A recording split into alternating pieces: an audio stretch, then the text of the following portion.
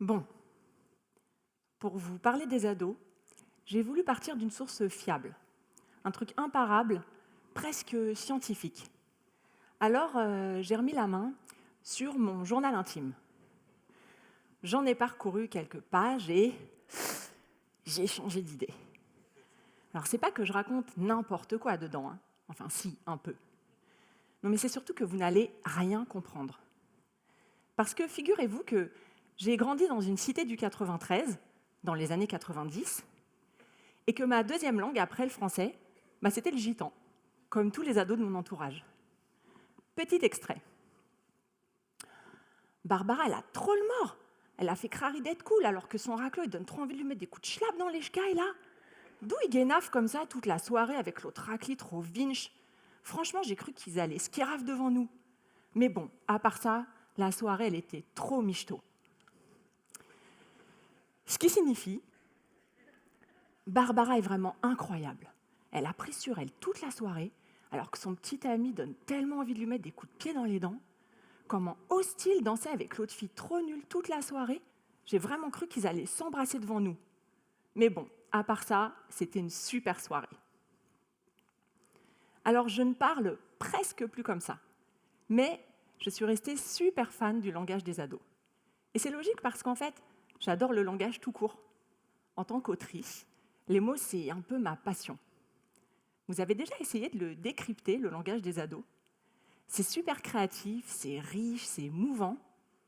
À chaque fois que j'entends mon ado, Nino, prononcer un mot que je ne connais pas, par exemple, récemment, il a utilisé le mot « whipping », mon cerveau part dans tous les sens. Je me demande ce que ça veut dire, d'où ça vient. Et là, en l'occurrence, j'apprends que le mot « whipping », ça vient du verbe « to whip », en anglais « fouetter », avec un fouet de pâtissier. Donc un ustensile qui sert à mélanger à la base. Les fabricants de drogue, qui diluent la cocaïne avec un fouet, se mettent à l'utiliser pour parler de leur petit savoir-faire, rapidement suivi par les rappeurs, et hop, le mot entre dans la rue, dans la street. Et nos petits ados français, ils le récupèrent et ils le réutilisent à leur propre sauce, si j'ose dire, pour parler d'une situation dans laquelle une personne confond, mélange des données. Moi, je trouve ça génial. Je les trouve géniaux. Je travaille souvent avec eux dans leur collège et lycée, et je dois dire qu'en revanche, quand on échange, ils savent parfaitement s'adresser à mon grand âge. Quand je leur demande si ça va, ils ne me répondent pas « Wesh, je suis trop yombe, je viens de me prendre une heure de colle ». Non, ils me disent « Bah non, je suis dégoûté, je viens de me prendre une heure de colle ». Je vous assure que la grosse majorité d'entre eux connaissent le vocabulaire de base et savent s'adapter à leur auditoire. Franchement, ça ne devrait pas nous rendre dingues à ce point-là, qu'ils aient leur propre langage. On est tous passés par là. Et pourtant, à chaque fois qu'ils utilisent leurs mots à eux, il y a un truc qui se crispe en nous, là, qui se hérisse. On se sent agressé, envahi par une sensation super désagréable entre l'agacement et le malaise. Je suis certaine que vous voyez très bien de quoi je parle. Et même quand c'est les nôtres, je veux dire nos ados à nous en tant que parents, on est toujours un peu en défiance vis-à-vis d'eux. Soyons honnêtes, on est rarement tendre avec les ados. Alors quand je dis « on », en réalité c'est un « on » de politesse, pour pas dire « vous ». Parce que le « vous », c'est un petit peu accusateur. Donc, vous l'aurez compris, le « on » que j'utilise ici, c'est une petite technique de pro pour pas vous braquer. Parce que la réalité, c'est que moi, Claire Lou, je les adore, les ados. D'ailleurs, je ne sais pas si je suis devenue autrice pour ados parce que je les adore, ou si c'est parce que je les adore que je me suis mise à écrire pour eux. Mais enfin, le résultat, c'est que je bosse pour eux et avec eux, et que j'en éprouve vraiment une joie intense, visiblement peu partagée par ma team, celle des adultes. Mais moi, par exemple, quand je vois un ado, je ne vois pas du tout un individu programmé pour me nuire ou me provoquer, non. J'ai une vision beaucoup plus positive. Je vois un mollusque. Bon alors, dit comme ça, c'est sûr que c'est pas très... on imagine un grand machin tout mou là, qui sort de sa chambre à midi, avec les yeux collés et une haleine de poney, mais c'est pas du tout ce que je veux dire par mollusque. Non, moi, je voudrais vous parler du homard, donc qui est plus un crustacé qu'un mollusque, mais vous allez comprendre. Petit point crustacé. Quand il naît, le homard a une petite carapace. En devenant adulte, il va en changer au profit d'une protection plus solide, plus épaisse. Mais, entre le moment de sa naissance et le moment où il devient un bon gros homard bien costaud, il y a ce moment très délicat de la mue.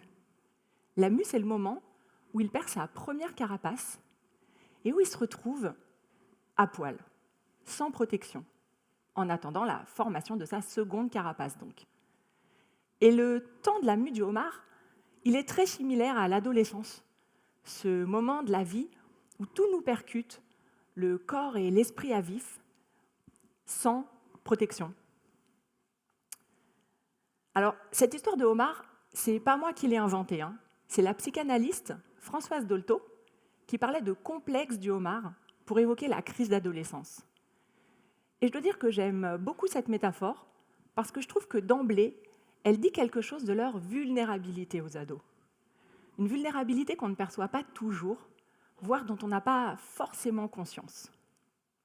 Et pourtant, quand on les fréquente un peu, elle est très parlante, cette image de homard sans carapace. Mais souvent, on oublie. On oublie ce qu'ils traversent. On a oublié l'ado qu'on était, notre besoin d'avoir nos propres codes, notre propre langage. On oublie que leur volonté farouche de s'émanciper du petit enfant obéissant est très saine et très nécessaire. On oublie surtout le cocktail d'hormones qui les secoue, et pas qu'un peu. Il faut que je vous raconte cette scène. À l'époque, mon fils aîné, Nino, donc, a 13 ans. Il se réveille un matin, c'est le week-end, tout va bien. Nino, le matin, il est cool, hein. C'est pas le genre à se réveiller de mauvaise humeur, ni plein d'énergie par ailleurs. Nous, on prend le petit déjeuner en famille, il nous rejoint, il ouvre le frigo, et tout d'un coup, son visage se décompose. Il tourne la tête vers nous, les larmes aux yeux, et d'une voix tremblante, il craque. Non mais sérieux, il n'y a plus de yaourt. Bon là, j'avoue, une phrase réflexe se forme dans ma gorge. Mais attends, c'est bon, tu vas pas pleurer pour ça. Mais heureusement, je la ravale, cette phrase pourrie. Parce que tout à coup, cette situation me rappelle moi. Tous les mois. Précisément 3 jours avant l'arrivée de mes règles, en plein SPM, le fameux syndrome prémenstruel. Ce moment où mes hormones sont totalement en roue libre et où j'alterne entre rage et désespoir pendant 48 heures pour absolument tout et n'importe quoi. Et là, face à l'affliction, face aux grosses sommes de mon fils, une évidence me percute. L'adolescence, c'est un SPM géant. Sauf que chez eux, ça ne revient pas tous les mois à un moment précis, donc bien identifiable. Non, c'est un bon gros bordel hormonal totalement anarchique et imprévisible qui leur fait vivre un ascenseur émotionnel difficilement gérable. Donc au lieu de lui dire « c'est bon, tu ne vas pas pleurer pour ça », je lui réponds « T'inquiète mon Nino, on va en racheter aujourd'hui des yaourts. » Et puis comme j'aime bien le taquiner un petit peu, j'ajoute « Tu la sens la petite montée d'hormones là ? Allez, c'est bon, ça va passer. » Et hop, crise désamorcée. Cette scène m'a marquée. Et si je vous la raconte, c'est pas pour vous dire que je suis la meilleure mère du monde. Attendez. Ouais, non. Non, mais c'est parce que c'est le moment où je me suis jurée d'essayer de me souvenir qu'à chaque fois qu'un ado a une réaction qu'on juge excessive, irrationnelle, absurde, mais en fait, il est juste en SPA, le syndrome pré-adulte. Et dans ces moments-là, l'image du homard sans carapace me saute aux yeux. Mais, bonne nouvelle, ils ne font pas que péter des câbles, les ados. Parfois, ils te font confiance, à toi, un pauvre adulte. Ils se confient à toi, ils te remercient pour un échange, une écoute qui leur a fait du bien. Et puis parfois, simplement, ils t'aiment bien. Si, je vous assure, ça arrive. J'ai accompagné pendant plusieurs mois une ado, une élève qui était en lycée pro et qui avait des troubles des apprentissages. Et quand elle a eu son bac à la fin de l'année, elle m'a appelée en larmes pour me remercier. Et je dois dire que j'ai été terriblement émue.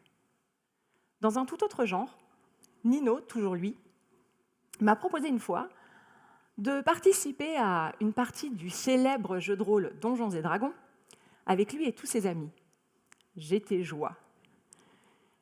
Et quand mon personnage s'est noyé au bout de 4 heures de jeu, c'est très long, ses copains ont eu la même réaction. Ils m'ont dit « Non mais Claire, c'est pas grave, on va te refaire un personnage, tu fais partie de notre équipe maintenant. » Franchement, j'ai eu l'impression d'avoir cartonné à un entretien d'embauche. J'étais super fière.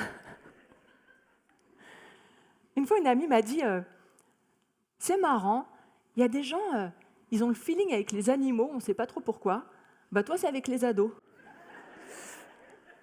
Bon, alors, je ne suis pas certaine que ce soit super flatteur pour eux, et puis ce n'est pas toujours le cas non plus. Hein. Mais c'est vrai que souvent, il y a un petit truc entre nous.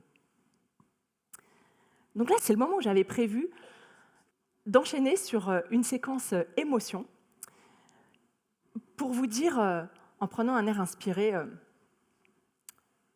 je vais vous confier quelque chose. Je suis restée très fidèle à l'adolescente que j'étais. Bon, le problème, c'est qu'elle et moi, on cohabite de manière beaucoup trop proche pour que je puisse me faire croire n'importe quoi. Et donc, quand elle a compris ce que je m'apprêtais à dire, mon ado intérieur a réappliqué en 2 secondes pour me remettre à ma place. « Quoi ? Toi, t'es restée fidèle à l'ado que t'étais ? Non mais tu plaisantes ? On n'a plus rien à voir toutes les deux. » Bon, je me suis défendue. « Non mais attends, tu plaisantes ? On s'était dit jamais de patron, j'en ai jamais eu. On s'était dit pas de métro boulot dodo, j'écrirai des romans. Et je m'y suis tenue. J'ai préféré la précarité de ma vie d'autrice au confort d'une vie plus stable. Et puis j'écoute toujours NTM. Et aussi Nirvana. Et puis attends, j'ai quand même écrit des romans, des podcasts, des bandes dessinées pour les ados. J'ai quand même pas trop mal respecté le deal entre nous, non ? Mais je vous assure que la Claire Lou ado est vraiment infernale.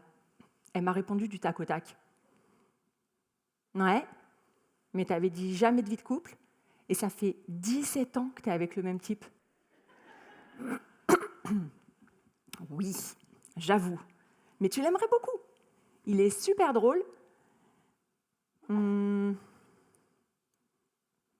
Ouais. Bah, tu m'avais dit que tu chanterais dans un groupe de rock. Oui, alors techniquement, je l'ai fait, hein. Mais je suis tombée enceinte et... Mais t'avais dit pas de marmot. Ah non, ça c'est pas vrai. J'en ai toujours voulu. Ouais, mais pas 3. Oui, alors c'est vrai, je me suis un petit peu emballée sur la quantité. Mais tu serais fière de moi. J'ai 3 garçons qui sont élevés par une mère super féministe. Non, mais ça, je m'en fous complètement. Hein. J'ai 14 ans, on est en 96, j'ai jamais entendu parler du féminisme. Hein. Purée, c'est vrai. J'étais pas du tout féministe quand j'étais ado. C'était mon seul défaut. Non, mais plus sérieusement, c'est pas évident hein, de dealer avec son ado intérieur. Vous devriez essayer. Hein. Qu'est-ce qui vous dirait le vôtre ? Mais bon, je veux pas non plus tomber dans l'angélisme. C'est vrai que c'est une période compliquée, qu'ils peuvent être super chiants les ados, genre vraiment. Violents parfois, mal dans leur peau, taciturnes, bon, comme beaucoup d'adultes, soit dit en passant. Mais qu'il s'agisse de leur comportement, de leur look, de leur musique, de leurs mots, mon point de vue, c'est qu'on ne peut pas attendre d'eux qu'ils soient autre chose que ce qu'ils sont. Des ados qui traversent une période de transition houleuse, sans carapace. Et sur leur fil d'équilibriste, suspendus entre les rives de l'enfance et de l'âge adulte, ils avancent comme ils peuvent, tout en affrontant leurs tempêtes intérieures. Alors ayons à minima conscience que cette traversée n'est vraiment pas de tout repos. Voilà ce que je voulais partager avec vous. La joie, la tendresse, la fierté qu'on peut ressentir à vivre, à partager, à échanger avec des adolescents. Évidemment, j'aimerais beaucoup que ce vibrant plaidoyer aide à faire changer le regard qu'on porte sur eux, mais j'ai un doute.